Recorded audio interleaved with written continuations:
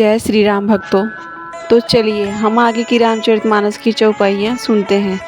बालकांड के दोहा नंबर 35 से शुरू करेंगे आज का। प्रेम से बोलिए जय श्री राम। जस मानस जेहि विधि भयउ, जग प्रचार जेहि हेतु।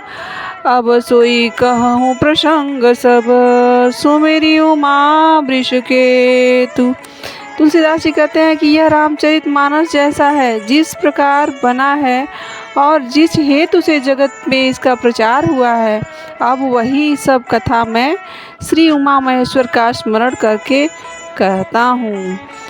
शंभु प्रसाद सुमति अहुलसी, रामचरित मानस कवि तुलसी। करई मनोहर मति अनुहारी, सुजन सुचित सुनीले हो सुधारी। सुमति भूमि थल हृदय अगाधु, वेद पुराण उदधि घन साधु।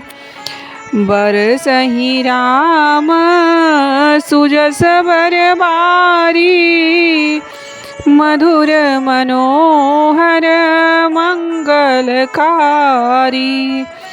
लीला सगुन जो कहीं बखानी, सोई स्वच्छता करई मलहानी। प्रेम भगति जो बरनी न जाई, सोई मधुरता सुति शीतलताई।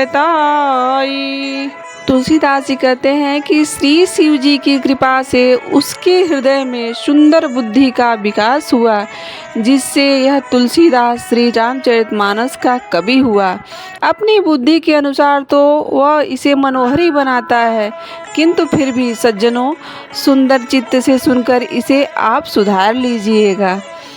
सुंदर बुद्धि भूमि है, हृदय में उसका गहरा स्थान है। वेद पुराण समुद्र है और साधु संत मेघ के समान है।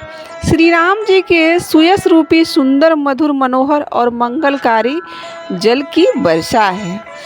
सगुण लीला का जो विस्तार से वर्णन करते हैं, वही राम सुयश रूपी जल की निर्मलता है, जो गंदी चीज़ों का नाश करते हैं और जिसका प्रेमा भक्ति वर्णन नहीं किया जा सकता, वही इस जल की मधुरता और शीतलता को जानते हैं। सो जल सुकृत सालिहित होई, राम भगत जन जीवन सोई।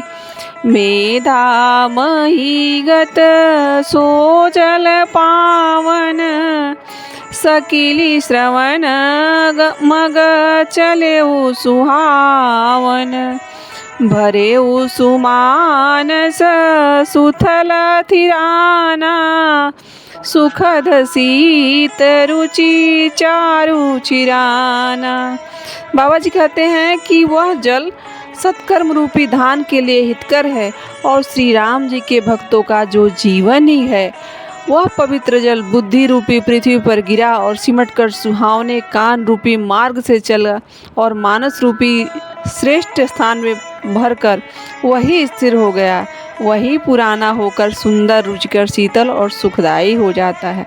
तो आज के लिए इतना ही। प्रेम से बोलिए मंगल भवन मंगल हारी, देवऊ सो दशरथ अजिर बिहारी। जय श्री राम।